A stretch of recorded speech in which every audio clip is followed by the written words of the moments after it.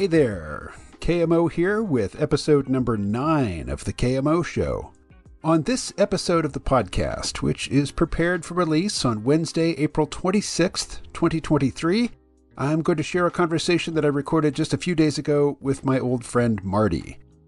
Marty has a last name, but we don't use it on podcasts because he's I can't say he's a normal person, as you'll hear, but he's not a public person in the way that I am. Anyway, Marty lives in Greensboro, North Carolina, and I used to live on the farm in Summertown, Tennessee, which is just like 90 minutes south of I-40, just south of Nashville. And my kids were living in Maryland, and I rented a place. I had a one room in a big house on the Elk River in Chesapeake City, Maryland, or nearby. And it was basically a 2-day drive to get from the farm to the place, my place in Maryland. And Marty's house was like at the halfway point of that drive. And so I stayed at Marty's house, like I would drive, to see my kids about every 6 weeks. So I stayed there many, many times. And then, other times just passing through that part of the country, I'd stop in and say hi. And then in the summer of 2017, Marty's employer has a seasonal warehouse position. It's a summer position, and he invited me down to come stay at his place and just work there, and I did. And we hung out quite a bit. And when I'm at Marty's house, we drink a lot of alcohol and take other things, and we gorge ourselves on food, and we watch lots and lots of media. And it's always, what's known as genre media: sci-fi, horror, fantasy, some animation, but mostly live action. We play video games, sometimes tabletop, board games. I don't recall doing any role-playing with Marty, but definitely tabletop games. And so we just have a grand old time. And I haven't seen him in years because, I don't have that drive anymore.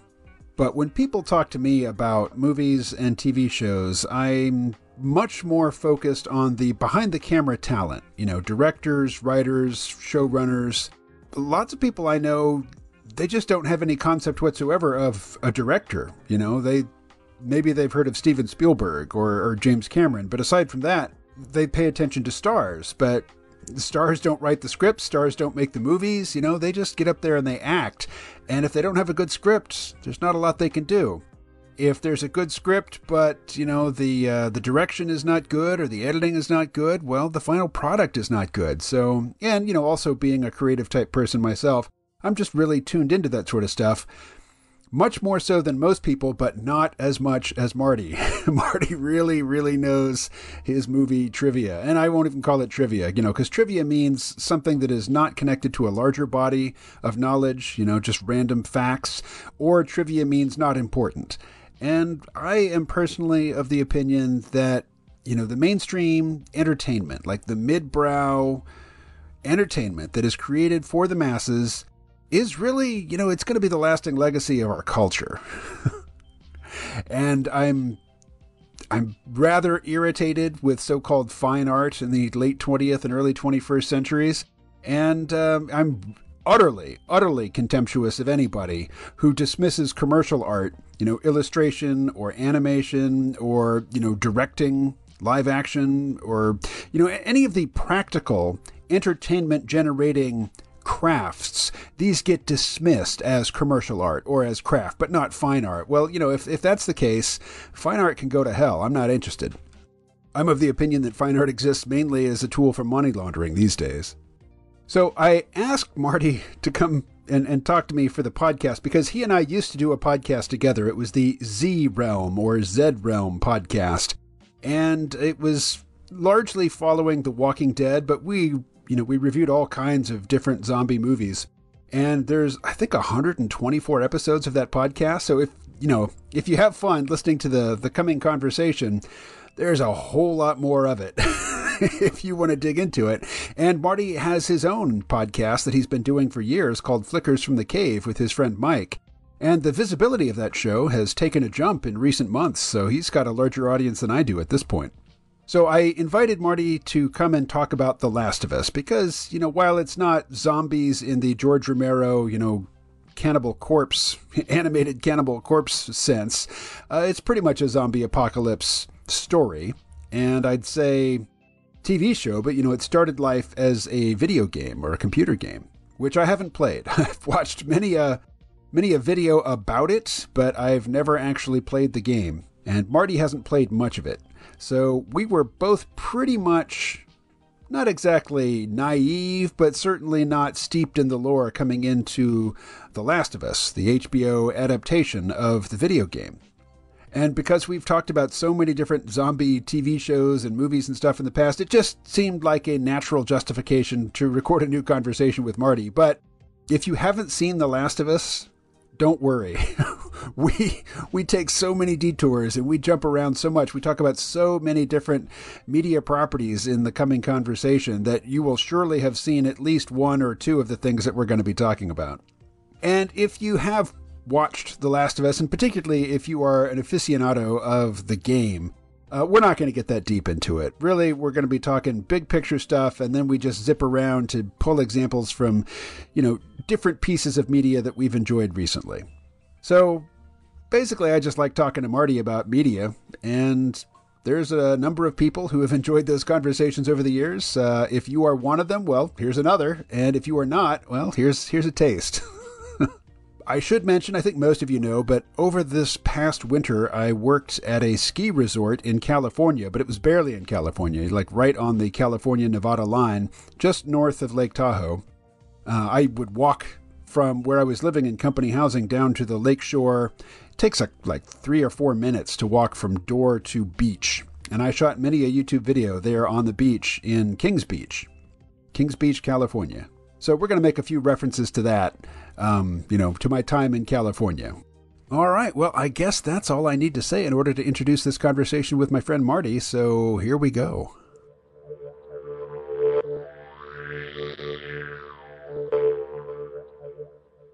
Hey, everybody. Well, technically, this is the KMO show. It is actually an echo of the Z Realm podcast, and I have my Z Realm co-host, Marty, here with me. Marty, it's good to see you and hear you. It is great to see you and to hear you. It's been a while. We've stayed in touch, I would say limitedly through different technical things. But it's nice to reconnect. Indeed. Yeah, it's been, going on 6 years, I guess, since I lived at your place for a summer. Mm-hmm. Seems like yesterday. You worked your ass off that summer. Comparatively speaking, compared to this past winter, that was a vacation at the warehouse. Oh, wow. Okay. Yeah. It was mostly the altitude and the weather, and just the physical conditions being there that made it hard. Yeah. For several weeks, I was working at 8,000 feet, and for several weeks, if I just, when I bent over to lace up my boots, I would get lightheaded. Just the atmosphere. Yeah, just the low oxygen content in the air. Yeah, I've never been that elevated, so I don't know what that's like. I just hear people talk about it all the time. So yeah, it's not funny. I was going to say it's funny. No, it's not funny. Lake Tahoe, which is basically where I was. I could walk to the lake from just a couple minutes from where I was living. It's up in the mountains. It's very deep. It's very cold. And a lot of people drown in that lake because, they fall in the water for whatever reason. Maybe they're paddleboarding, kayaking, whatever, or they're swimming.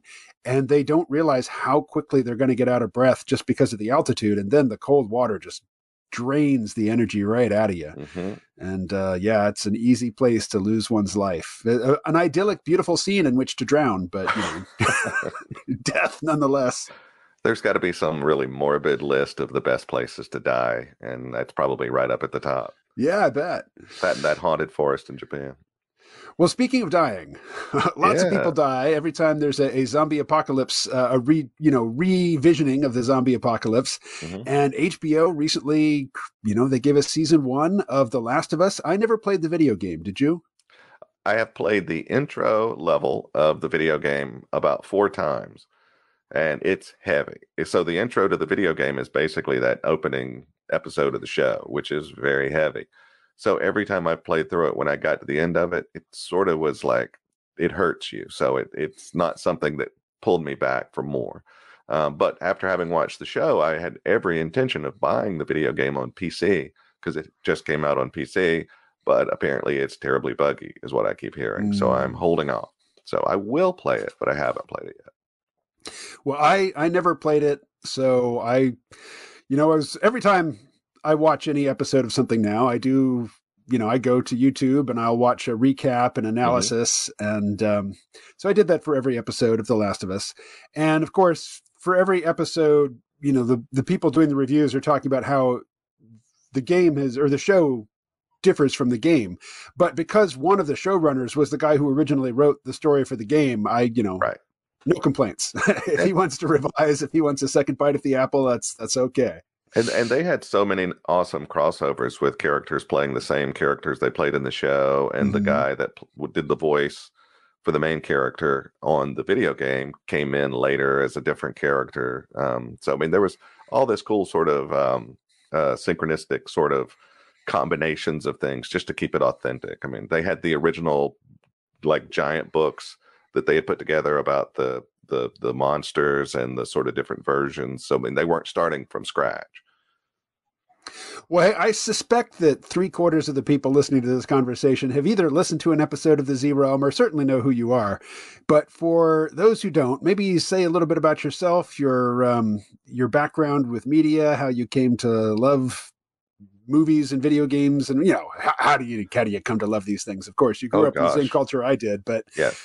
And about at the same time you did. So So I mean, it all comes down to Star Wars. Let's be honest. You're a kid, you go see Star Wars at the right age, and then your life changes. Because suddenly you're interested in a thing a lot that you don't know anything about. So you're just hungry for more information. And Star Wars sort of led me into everything movie. Because you start reading about Star Wars, you realize that it's somewhat based on some Kurosawa movies. You're like, who's Kurosawa? So then you start looking into that, and you're like, oh wait, this other thing, and you start learning about how all this stuff sort of feeds into and copies and changes and improves or modifies, and it's just all of a sudden this whole world is open up to you. So like at a very young age, 77, I was 11. So, at that age, I started to just completely get into movies and things, and that never really changed. So I currently have a job where I do video production and stuff. That was a thing I've sort of fell backwards into, which was nice because that was always my dream to sort of, shoot and edit and do special effects and things like that. And I'm able to do that now, which is great. But you and I connected through an incredibly convoluted series of random events and realized we had a lot of similar sort of touchstones, and that we enjoyed talking to each other. So, then we just started. So it's, but it's cool that has continued. So like I said earlier, this is very nice to reconnect. Well, and I also regularly would drive from basically Nashville, Tennessee, to the eastern shore of the Chesapeake Bay, and you live in Greensboro, North Carolina, which was just about the halfway point in that journey. Right. So I've stayed at your place many, many times. Yes, on all sorts of trips. Back when you were traveling, for just fun, you would stop in occasionally. I mean, your mom's been here, your kids have been here, so yes. Yep. Olga's been there. Mocha's been here many times. So. Oh, I said Olga, but yes, Mocha the cat also. I thought you said Mocha, but yes, Olga's been here. Actually, I thought Olga was going to be staying here last month, but her trip plans fell through. So. All right. But yes, when I when podcasting started and people were starting to listen to podcasts, I found your C-Realm podcast, and the house I'm in now, I was painting the walls and installing lamps and plumbing fixtures and things in this house so that I could get it ready to move into. The whole time I'm listening to your podcast.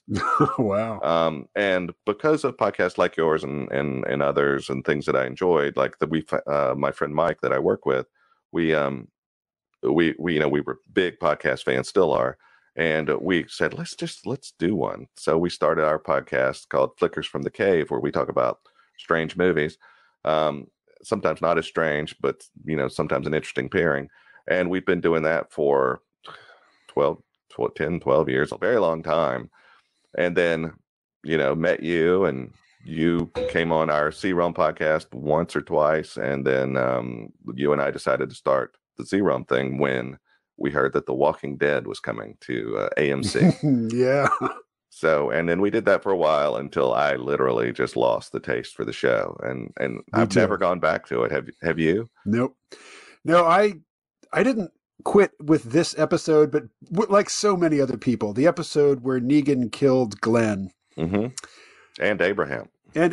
But and Glenn died in exactly the same way he did in the comics. It's not like they did us dirty. It was coming. Sure. But yeah, something about that, and just the foreknowledge that Negan sticks around forever. Yeah. That he's not going to get his comeuppance for that. I don't know. I lost, as you say, lost my taste for the show. Never finished it. Don't know how it ended. I won't say I don't care, but I haven't cared enough to like watch a recap or anything like that. And there's a new spinoff coming. There was a spinoff. It was a series. It was like a vignette show, just a series of little, like an anthology, little one-off stories that take place in that universe. And a few of them were free. I think they were pimping a streaming service of some kind, but I don't remember which one.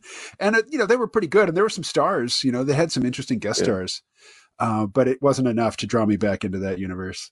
Yeah, and I gave up on Fear the Walking Dead at about the same time. It was just all kind of a slog. But this the new thing has Lauren Coleman, I think, coming back as her Maggie character. Okay. As some sort of spin. I could not care less. I mean, there's better zombie stuff out there. I'm going to focus on that. Well, like The Last of Us. Actually, before we jump into The Last of Us, let me ask you: have you seen Black Summer? No, never even heard of it. Oh my goodness! So there's 2 seasons of it. It's on Netflix. It is a zombie apocalypse story, and it is just straight up. Just there's no particular twist to it. It's just the zombie apocalypse, but. All right. It's brand new. There are no stars on the show. You don't know who's going to live and who's going to die, and just about everybody dies. So it's a really brutal show. It was the exact opposite of The Walking Dead, and that The Walking Dead, they got to the point where they're several seasons in, they have an established cast, the characters are very popular, and nobody can die really. You have to introduce side characters so that they can die, just so you've got some, perceived threat in the show, but your main characters are all bulletproof at this point. And Black Summer was just the exact reverse. You didn't know anybody's name, you didn't know anything about them. You just see them fighting for their lives, and most of them don't make it. I've never even heard of this. It looks good. It's really good. One of the creators is a guy named John Hyams, who is Peter Hyams' son, and Peter Hyams directed like 2010 and a bunch of things, but John Hyams has actually done some really fun movies that we've done on the podcast. Like Peter Hyams did Outland with Sean Connery. Oh wow! Okay, so nice. I'm pretty sure it's Peter Hyams, but anyway, and this has Jamie King in it, who I know, who's the plays Rose on the show. So she's somebody I recognize. But yeah, I'm watching it. It looks bananas, the little trailer that's running. So I'm going to look away from that so I can be focused. So one thing I saw recently was this Indian movie. It's a zombie themed thing, and it's very funny. It's called Goa Gone. I think I watched it on Tubi or something, but it's sort of a zombie comedy, but it really works. So these 2 guys who are they reminded me very much of like Harold and Kumar. Okay. So if you imagine Harold and Kumar, they're just, sort of dead end dudes. They have a friend who's really striving to climb the corporate ladder. And the 2 Harold and Kumar guys are like, we got to do something this weekend. One guy's broken up with his girlfriend. He's kind of feeling down. So their friend who's the climber, he says, hey, I'm going to Goa this weekend, which is the resort area. And he goes, it's going to be great. I'm going there for this corporate thing. And they go, hey, well, we're coming along with you since you're driving. And then we're going to go there and meet some chicks, basically, is what they did. So they go there. They have no money. But while they're there, they meet a really gorgeous girl who says, hey, I'm going to this island across the harbor where the Russian mob is having a big rave tonight. Nothing can go wrong there. Turns out the Russian mob has invented this drug that they're using this thing as a cover for, and they give it to the people. The people then become ravenous zombies. So now you got all these goobers on this island trying to get off the island. And it is a hoot. It's funny. It's really good. Sounds good. So yeah, it's called Go Goa Gone, and very very much worth your time. All right. Well, now to The Last Yes. of Us. I have to say, the pilot episode, Yes. astounding. Like one of the best zombie movies Yes. I've seen. One of the best depictions of the zombie apocalypse. Because one of the frustrations from The Walking Dead was that the first season, the show wasn't, it wasn't a sensation. It wasn't a hit necessarily. They didn't have much money. So, our main character, as in the comic book, wakes up several weeks after the zombie apocalypse. So it's pretty much a done deal. And so we don't get to see it. And then they started the spin-off show, Fear the Walking Dead in Los Angeles. And it's like, okay, now we get to see it. And nope. Still, the characters are basically in hiding and peeking through the blinds, and we're seeing just what they're seeing, which is not much. So it's really satisfying to see the zombie apocalypse unfold like in all its glory, which I think, if there's a runner-up or a competing candidate for the best depiction of the zombie apocalypse, I'm taking World War Z off the table. It was just a little too The movie or the book? Pulled out. The movie. Okay. Yeah. I mean, the effects were amazing, but it wasn't, zombies like flooding through cities like water. It's like, that's not the George Romero zombie apocalypse that I've come to love. So I think the best depiction that we've seen of the actual zombie apocalypse was in Zack Snyder's remake of Dawn of the Dead. Yes. Yeah. That's a genius update of a movie that shouldn't have worked, but it did perfectly. And that's beautiful because it starts small, and then you slowly, the view expands as the main character is leaving her house and she sees her neighborhood going to pieces. Yeah. And the camera just is following her, and it just keeps getting further and further back, and you see more and more of the destruction and the chaos. It's just brilliant. And this does that as well. We start with Joel, our main character, and his daughter. And you see a lot of their life and how they live and what they're doing. You get to know the daughter, the neighbor, all this stuff. It sort of sets up the table, and then they just sort of collapse that little bit. Yeah. And then you see the rest collapsing. But they did the brilliant stuff where it was showing different parts of the world and people investigating this stuff and talking about these changes that were coming and how they'd seen these things. And I don't know. I just thought it was brilliantly told.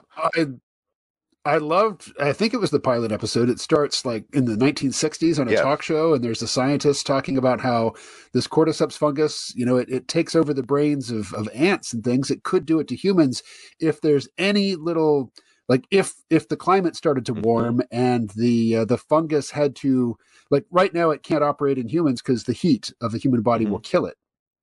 But in a climate change scenario where the fungus is under constant pressure to adapt to higher temperatures, it might mutate in such a way that it could take over humans.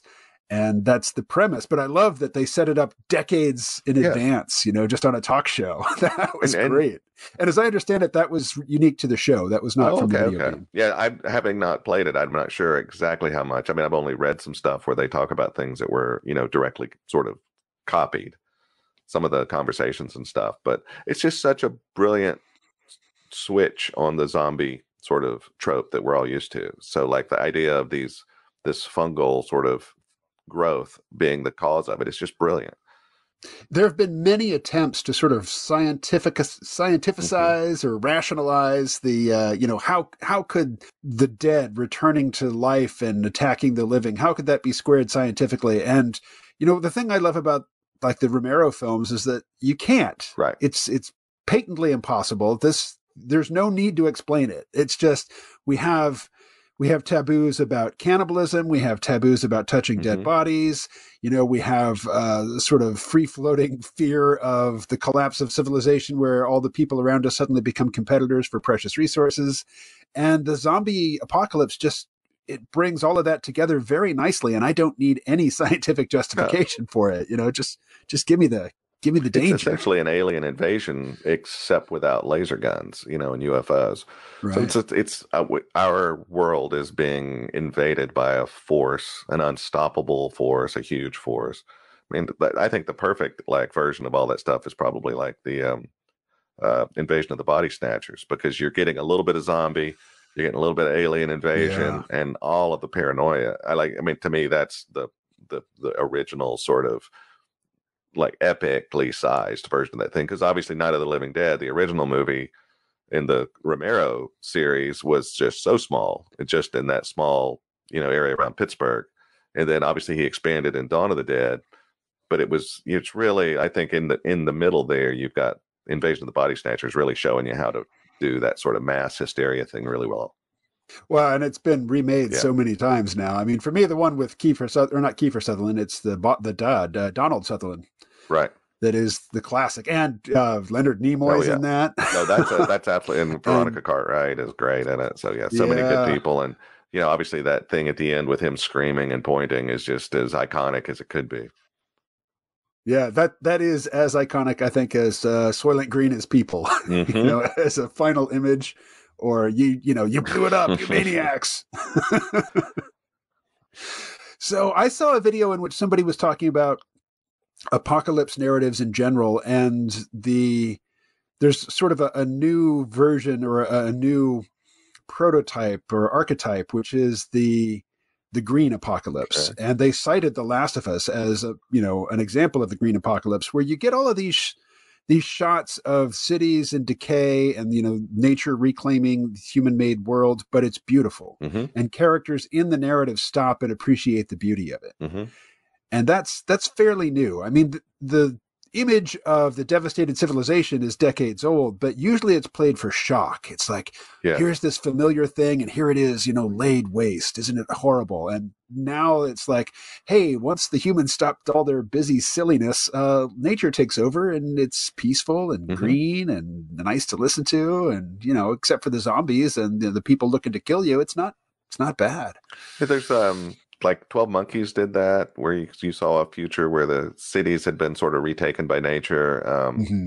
The original Planet of the Apes. No, not Planet of the Apes. I'm thinking Logan's Run. In Logan's Run, when they escape from the domed cities and get out into like Washington, there's all these images of like Washington D.C. sort of overgrown.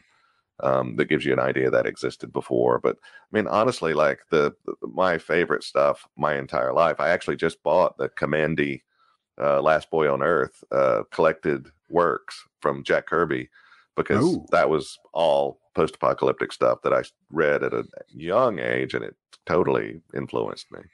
And it's full of those sort of images of like flooded cities and overgrown things. And there's a great PlayStation and PC game called Horizon Zero Dawn, and it is set in a future where robotic dinosaurs are roaming the world, and you are sort of like a tribal person, a female character who goes and hunts these dinosaurs and harvests circuits and things off of them, and it's sort of this cool combination of sci-fi and fantasy and full-on post-apocalyptic. It's really great. I haven't played, but I've watched some lore videos. I mean, that's a game where they've really worked out, why are there robotic zombie or robotic dinosaurs? Yeah. And they have that pretty detailed reason and a pretty detailed cybernetic ecology worked out. And they are doing a show based on it too. It's coming. Oh, cool. Yeah, I think there's shows based on everything. Did you watch the Halo show? So Kay had Paramount Plus, and I went over there and watched the first episode and was like, this is pretty good. I'm probably going to watch more of this. And I finally got Paramount Plus, and I said, I'm going to rewatch that first episode of the Halo show. And I have not gone back after watching it again, because I did not think it was very good when I watched it the second time. Well, I watched the whole season, and it's not very good. Oh, okay. Yeah. It's not, I don't hate it, because I did play one Halo game. I played Reach, and these characters are not in Reach. Reach takes place later on. I wasn't attached to the characters. I wasn't attached to the story, but I did know that Master Chief doesn't take off his helmet. And in this one, he takes off his helmet in the first episode and rarely puts it back on, kind of like Stallone is Judge Dredd. Yeah, I was shocked. Now, speaking of something great, Judge Dredd, the Dredd movie. With Carl Urban. Yeah. Yes. Absolutely. Ready for more of that. I know there's a Mega City 1 series coming. There's a Mega City 1 series that's been in development hell for years. I don't know that it's any closer to actually shooting. It's like there's so many people who say, look at this movie. This movie is great. We need a sequel. It has this, very dedicated cult following. And then somebody else says, yeah, but look at the box office numbers for the original. Right. It just didn't do. I didn't see it in the theater. You didn't see it in the theater. No. I mean, the marketing just sucked. Yeah. I wish everybody had. Yeah. It holds up so much. I bet I've seen that movie 10 times, if Yeah. not more. Yeah, me too. So, It's one of those that it doesn't ask anything of you, really. Like everything that needs doing, it provides. You don't have to cut it slack in any dimension. no, it is just a straight ahead story. It's The Raid is what it is. It's just, there's a building. We got to get to the top floor. Let's go. Yeah, there's two of us and unlimited number of bad guys. Mm-hmm. Go. Yeah. Oh, it's so good. So good. I love it. So I like you, I watched that first episode and was blown away. And then the show just kept impressing me. It never really took its foot off the gas. I didn't think there was a slow episode. There were some things throughout that that I'd never seen before. And there was one episode in particular that we can talk about or not, that was one of the hardest, most brutal things I might have ever seen on a show that wasn't exploitational like in The Walking Dead. Is it the third episode? No, it was later when Ellie is held by that governor or the mayor of that little town, the religious guy. Okay. I was in a knot through that entire thing. Oh yeah. It was heavy. So I don't know, just beautiful stuff. And I have to say, it is great to have a show where Pedro Pascal can deliver well-written lines and be encouraged by the director to act well, because I am of the opinion that what he was asked to say in The Mandalorian was a big pile of crap. Not a big fan of that show. Did you watch season 3? I did. And what'd you think? I would say I didn't so much watch it as I got through it. I see. there were moments that I really liked. I've described it constantly as a mixed bag. I think there are definitely things in it that are worth seeing, but I think it overall is just, I think they've lost their way. The whole thing is, this is the way, and I don't believe anybody who's producing that show understands what the way is anymore. Well, I'm sure Dave Filoni does, but the Mandalorian definitely started out as a Western. And it was definitely small scale. Mm-hmm. It's this one guy, and he's messing with these Imperial remnants who seem scattered and small. And it's a very small stakes story, which is easily relatable. Mm-hmm. And in the second and third seasons, they started to bring in these much larger story arcs from the animated shows, from Star Wars: The Clone Wars and Star Wars Rebels. And so we, now that's all just a build up to the return of Grand Admiral Thrawn, which I'm excited about. I'm not going to lie. Yeah, but that's going to be great for the Ahsoka series, because the Ahsoka series is definitely going to be a continuation of where we left off in Star Wars Rebels, and Thrawn was a big character in that show. And the final episode of that show, the main character Ezra Bridger, who's this young, would-be Jedi Padawan, strong with the Force, but there is no Jedi tradition anymore. His teacher is a guy who never got past the Padawan stage. And Ezra and Grand Admiral Thrawn end up basically, jumping away at super light speed, via the help of these creatures, which we've kind of seen in The Mandalorian, just like when they're in hyperspace. Okay. We see these big tentacled whale type things sort of surfing along. Yeah, so one of those things pulled the Star Destroyer with Thrawn and Ezra Bridger off into this unknown sort of freaky part of the galaxy, which I think is where most of Ahsoka is going to take place, at least the first season. So anyway, there's these big story arcs that didn't start in The Mandalorian, but have sort of entered into The Mandalorian in order to set up these other shows. Right. And yeah, it totally comes at the cost of the dynamic that you had in the first season of just this one guy with his small world. He didn't understand the larger universe and what was going on. Mm-hmm. And he took a job that ended, it's kind of like, it's very much, I mean, the similarities with the Last of Us are many, but yeah, he takes a job which puts him in contact with this kid who at first is just cargo, and then he, grows attached, and then he's renouncing his former self and his former lifestyle in order to invest everything in protecting this kid. Right. Which takes us back to The Last of Us. I mean, we're not required to spend the most of our time on that show, but it is, it's the excuse that I use to lure you in. So I agree. I would like to get back to Star Wars later, but yeah, there's a couple things I'd love to hear your opinion on, but we can even do that after we stop recording if we want. Oh, well, if it's media related, we can do it right here. Well, I loved Andor. Oh my gosh. Andor was perfect. Yeah. Andor was a grown-up, perfect show that really dealt with things well, and I was happy to see um, the ruler. What's her name? Mon Mothma. Mon Mothma. I was happy to see her in the Ahsoka trailer, so I'm happy she's coming back because I love that actor and I love that character. I think that's great. I enjoyed the first half of Boba Fett. Thought it was really interesting. I loved all the stuff with him, with the Sand People, and like learning about their sort of culture. I thought that was really great. And then I just thought it was terrible for the second half. And I didn't think there was maybe 5 minutes that I enjoyed out of Obi-Wan, but I thought it was absolutely terrible and dumb. Oh, Obi-Wan was absolutely terrible and dumb, as you say. And the best parts of it were just stolen from they were stolen from Star Wars Rebels, the animated series. Like, there's a fight between Ahsoka Tano and Darth Vader where she hits him in the head and cuts off half his mask, and you can see Anakin's face on one side and Darth Vader's face. They just lifted that entirely. Wow. From Star Wars Rebels. Yeah, the part where Vader destroys that starship, just pulls it apart on the launch pad. I was like, this is so awesome. Like, this dude is so powerful, and I love seeing this.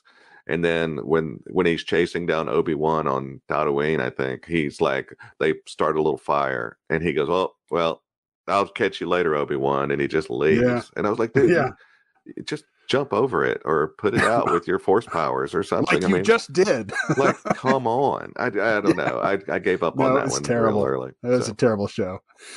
But yeah. So that's all my Star Wars. I could sit here and gush about Andor for the rest of our time together. I won't. So good. So good. Yes. I just think it was perfect. But, that's Dan Gilroy. That's the guy that did like... it's Tony Gilroy. Tony Gilroy, who did like... I mean, he's written so many things, he and his brother. I mean, I think probably best known for The Bourne Identity. Yes. And other movies in that series, but also Beau Willimon, who was the major author of The House of Cards. Okay. The first couple seasons of which was amazing. Okay. He wrote several episodes in the first season of Andor, particularly in the the prison sequence. Which was so good. That should not have worked for them to be in prison for so long, but it was great. And Andy Serkis was amazing, and the setup of that thing was great. And then when you find out what they're building at the end was so great. Like that's the kind of fan service that's cool. Instead of having some robot make some funny line, it's like this is adult filmmaking. This is adult content creation. And I just keep telling myself, when you watch Mandalorian season 4, I understand this is a kid's movie, this is a kid's show. Just enjoy it at that level, because that's, I think, what they're shooting for. I'm not even sure there's going to be a Mandalorian season 4. Ooh, okay. Pedro Pascal is, he's pretty ambivalent about it. Okay. And they've got so many other shows in the works, to keep their talent occupied. Mm-hmm. And it really seemed to wrap up pretty well. I mean, they set up his future activity, which will be, being a bounty hunter for the New Republic, basically. Right. But that can happen from time to time as a cameo in other shows. That's a good point. And it wouldn't even have to be Pedro Pascal. It could just be somebody doing an impersonation of him, since he's always. Or he could phone in the voice performance. I mean, literally phone it in. Literally, yeah. Yeah. It was cool to see like Katie Sackhoff show up, and I thought she was mostly very good as Bo-Katan. And she's been playing that character for years. Oh, really? She was the voice of Bo-Katan in both Star Wars, Clone Wars, and Star Wars Rebels. Yeah, she's a long-standing character in like the Dave Filoni Star Wars universe. Well, it was very funny. I was watching The Mandalorian, and they were talking about the dark times on Mandalore, and I was like, what happened to Mandalore? So I like Googled it and like read a bunch of the history of what happened there and about the purging and all that. And it got into all the specifics, and it was really cool. I was like, oh, this show is actually following along with all this history that's been sort of created. And that actually impressed me very much. So, when Disney bought Star Wars from George Lucas, they decanonized all the extended universe, all the novels, comic books, video games, all that became legends, which is to say just other Star Wars stuff that isn't really part of the main continuity. Mm-hmm. And so with the animated series that Dave Filoni was the executive producer of, he was picking from all of the best of the extended universe and recanonizing it, bringing it back. And most notably, Admiral Thrawn. Thrawn, yeah. Yeah. Because Timothy Zahn created him, right? For his book series? For some novels. Yeah. Mm-hmm. Heir to the Empire. Right. Which I haven't read, but, I understand references to it. Yeah, I've read, those are I read Splinter of a Mind's Eye, but when it came out when I was a kid, because I just had to have more Star Wars. But other than that, the only other extended sort of universe stuff I've read are the Thrawn novels. And they're great. I've read a few comics that take place after Return of the Jedi. Mm-hmm. Which all of that is forever gone because, unless they decide to just go ahead and say, you know what, the sequel trilogy, it doesn't count. That was practice. I have actually heard that was a push that somebody came up with. Yeah. But the Dave Filoni shows, including The Mandalorian, they're all setting up the First Order and the Return of the Emperor. I mean, they're still supporting it. The power struggle at Disney is ongoing. We shouldn't talk about it. I don't want to get sidetracked on that. So let's talk about how spoilery do we want to get with The Last of Us? You know what? If you haven't seen it, why are you watching or listening to a podcast about it? Yeah. Everything's on the table. So I watched every episode without reading anything about what the episode would be. So every episode just sort of hit me clean. Yeah. The episode with the two gay guys. That was just one of the most incredible episodes of television I've ever seen. And the way they handled that relationship, the way they handled that version of of stuff going south. Oh, it's fine.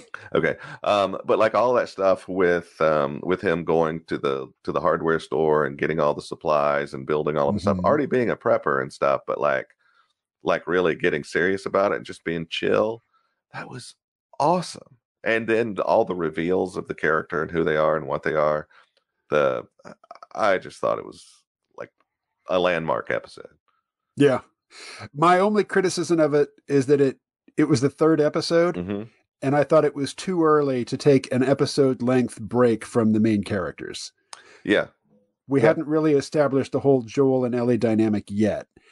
But yeah, it's a standalone episode. As I think you described it as such. You can watch that without having watched the first two episodes and with no intention of watching anything after it. And it is a complete story. Don't they at the end though, Ellie and Joel get there and that's when Ellie gets her pistol? It's not at the end. It's the beginning of the fourth episode. I think they show up there. I thought it was in that same episode. Okay. Yeah, they find the characters dead, and there's the note. And who was the prepper? Was that Frank? That was Frank. Who was the other guy? I know the actor is the guy that played the head guy at the hotel in the first season of White Lotus, but I don't know the character's name. Oh, that's right. I have not watched the second season of White Lotus, but I did really enjoy that first season. Yeah. So, gosh, we got to have their names though. Let's take a quick break, and I will look that up. Let's see, Frank and Bill.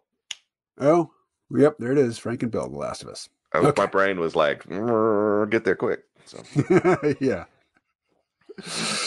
So we have these two characters. Before we get to that third episode, though, I want to say I was really, really happy to see Anna Torv playing Joel's partner and girlfriend in the first two episodes. Yes. She was Olivia Dunham on Fringe. Right. And I really enjoyed Fringe. I never saw the final season, but, I'm kind of okay. I was like, I've never seen the final season of Lost, and I don't need to.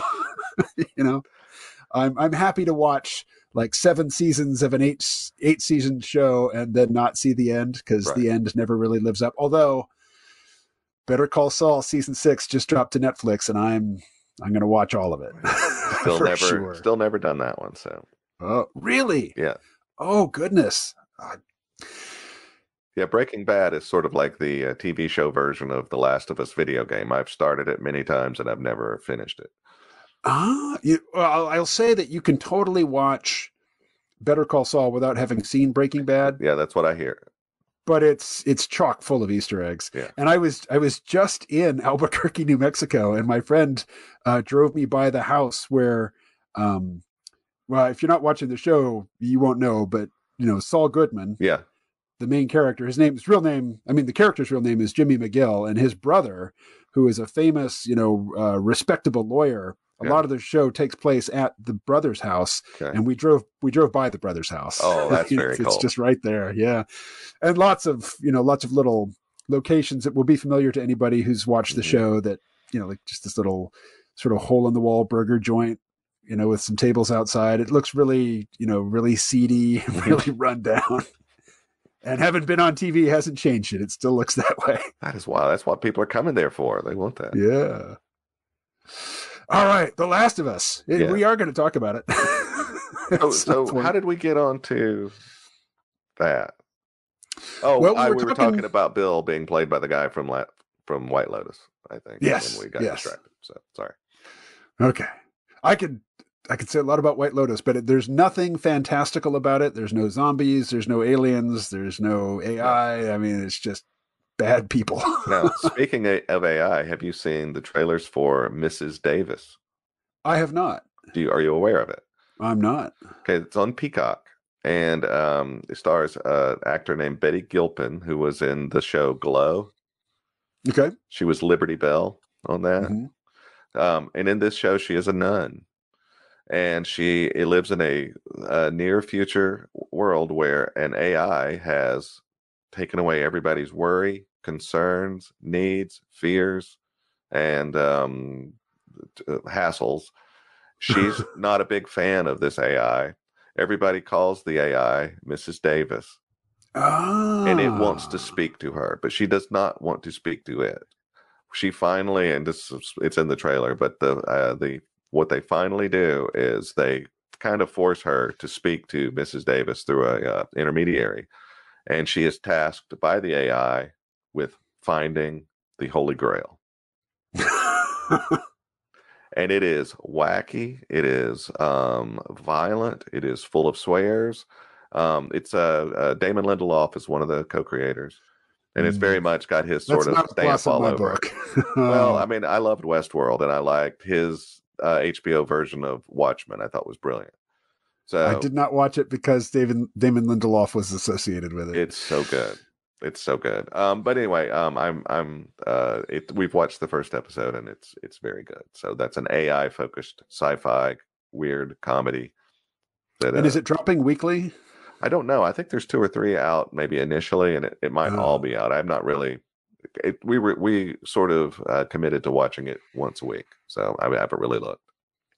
I like what they did with Andor, where they said, okay, here's 3 episodes, because we know the first one's a little slow. So here's 3, and then we're going to dole them out one a week. I think that's a good formula. Yeah, it was so good. It was so good, so satisfying, and just so different from everything else, and really anything else on TV, not just the Star Wars content, but really anything else. Just brilliant intrigue, and it was all political and stuff. It was just great. Yeah. It was very adult, not in the sexually explicit sense, but in the this is not for kids. Kids are going to get bored with this. Mm-hmm. This is for adults. This is for people who understand the bigger picture. That thing where his mom on that planet was like, they had that hologram of her up over the crowd, like getting everybody riled up to go fight against the Empire. It was phenomenal. Yeah. So many speeches in that. But so many great speeches. It sort of reminded me of like, it's kind of old timey stuff where like you've got like people writing things that are better than any human would ever actually say, probably. Right. But that's why I'm there, to hear the better version. So, it's like watching Star Trek: The Next Generation and Jean-Luc Picard's moral speeches. Speaking of Star Trek, have you watched Lower Decks? I love Lower Decks. I didn't think I would, and it took me a few episodes to warm up to it, but I really like it. It's awesome. Yeah. For those who haven't seen it, I'll say, it's Star Trek. It's set, basically in the Next Generation period or shortly thereafter. It's Mike McMahon is the showrunner, and he was a writer for Rick and Morty. And it's kind of got a Rick and Morty sensibility. And the first few episodes I thought were a little too much. Hey, let's cross Rick and Morty with Star Trek.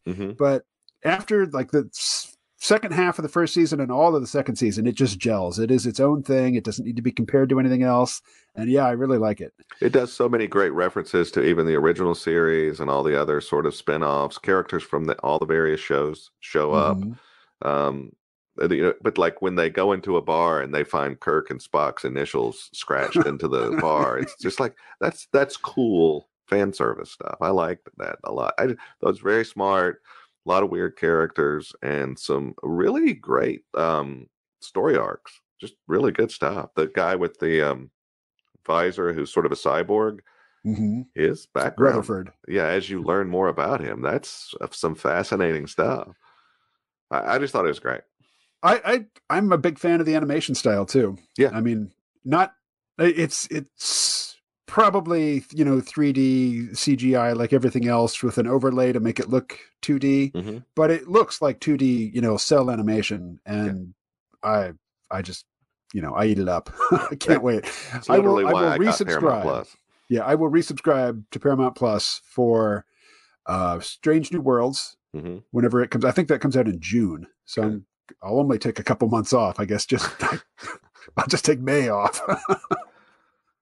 I am that guy, though. As soon as the show I'm watching is complete, I unsubscribe from the service. Wow. I always subscribe for a year. So when they offer up these really cheap deals, so like I got Paramount Plus for a year for like $50. So I was like, yeah, I'll do that.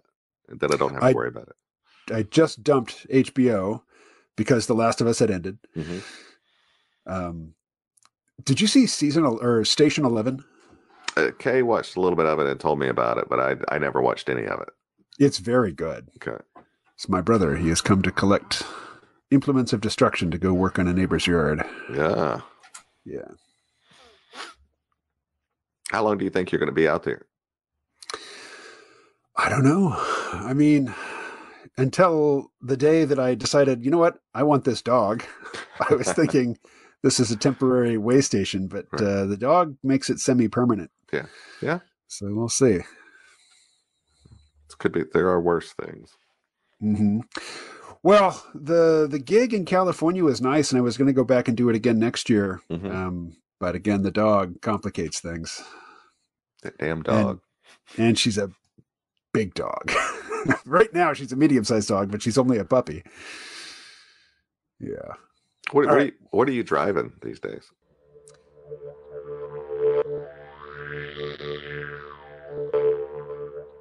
All right, that was my friend Marty, and while it may have sounded like we had drifted away from the topic of media and we're talking about just personal stuff, like, what are you driving these days? It's not the case. There's still, that we're really right at about the halfway point of this conversation. The rest of it will be on Sea Realm Vault Podcast, episode number 455, which I intend to publish tomorrow. If you don't know what I'm talking about, the Sea Realm Vault Podcast is a paywalled podcast that I do, and the only way for new subscribers to come on is through Patreon. My Patreon account is patreon.com/KMO. And I post lots of stuff to Patreon. Most of it is not paywalled. You don't have to be a supporter. You don't have to be a patron to find material that I'm posting on Patreon. So do check it out. And if you wanted to join at the $1 a month level, I wouldn't complain. I mean, I wouldn't complain if you were to join at the $7 a month level, which gets you access to the Sea Realm Vault podcast. But every little bit helps, as they say. And I'm not going to go on at great length here at the end of the podcast.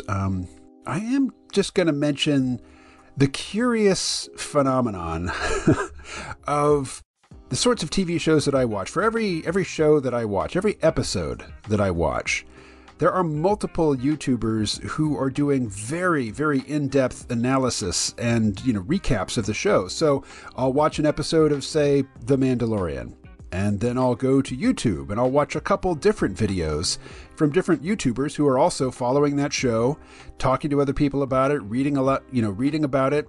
And, sometimes I'll watch a show late at night. Maybe I've done something to impair my memory, and when I go back and I watch the recap and analysis videos, I'm basically cementing in my head what I had seen before. Now, this lends itself to different types of storytelling which weren't really prominent back in the 20th century when I was, started watching TV and movies and stuff. If you're watching recap videos, and if you know that there are online resources so that you can refresh your memory, you can have very large casts, you can have very complex story narratives, you can have branching stories, and you can have, and this happens in science fiction a lot, multiple instantiations of a single character. I think the ultimate example of this was probably Battlestar Galactica, actually, because there were multiple copies of every Cylon character. But when I think about it, when I think about this phenomenon of multiple instantiations of the same character, I go back to Farscape. Farscape, if you've never seen it, if you like Guardians of the Galaxy really, really ripped off Farscape. I mean, the tone, the setting, the composition of the cast, it's all just, warmed over Farscape. And Farscape was this sci-fi show from right around the turn of the century, filmed entirely in Australia. So while the main character is an American astronaut, played by Ben Browder, all of the supporting cast are Australian, and all of the aliens that they encounter in their weekly adventures all have Australian accents. So it's charming in that regard. It's also a Jim Henson production company show. So they bring all of the puppeteering, puppet building, and puppet operating talents to this show to bring to life various characters who today would just be CGI characters. But back then, they were puppets. And because they were puppets, or a puppet is probably a bad term. It brings to mind a very specific image of Kermit the Frog or something. But these were very complex characters, full size, fully realized, not 3D in the sense of, appearing 3D, but really being three-dimensional objects. And the difference between a character that's really there, a non-human character that's really there with the actor in frame, on camera, on set, such that the characters can touch this thing, they can interact with it, they can see it. First of all, they're not just imagining what's there. They're not looking at a tennis ball on a stick. They're looking at the actual entity. It really made for a special sort of TV. I just can't recommend Farscape highly enough. But I bring all this up because in Farscape, you had duplicates of different characters, and then you had mental clones of some characters in the heads of other characters, and some of those characters themselves would be duplicated, and so the mental clone would be duplicated, and you had just many instantiations of different characters to keep track of. And that was really before the internet before it played the role that it does now in helping people keep track of complicated stories, and also helping people basically pull all the relevant details out of a given story, because I don't know how many different, narratives I'm following, how many very complex narratives with large casts. I mean, if it weren't for YouTube, and if it weren't for wikis and blogs and things, I couldn't possibly keep up with all the stories that I do. So, maybe that's a bad use of my brain, being so occupied with pop culture entertainment. If that's your position, well, if you were here face to face, I would probably smile and change the subject. But I'm really not very positively disposed to the highbrow pretensions and despising people for appreciating forms of entertainment which are popular and which have wide appeal. I'm all about the wide appeal, even though the media that I make is very fringe, very niche, very specific, and also very esoteric. Which is why, for me, it's nice to take a break from the serious stuff from time to time and just have a fun chat with my old friend talking about movies and TV shows that we've seen recently and really enjoyed. All right, I think that's probably a good place to lay down a call to action. What are you watching? Let me know. All right, so leave a comment. Let me know what you're watching. Most of the comments, most of the feedback I get are from the YouTube versions of these podcasts. If that's where you want to post, that's cool. I'll see it. All right, well, that's all for this episode. Thank you very much for listening. There is more of it for those who are subscribed to the C-Realm Vault podcast. And for those of you who aren't, well, come back here 1 week from today. I'll have another free episode for you. All right, I'm out. Stay well.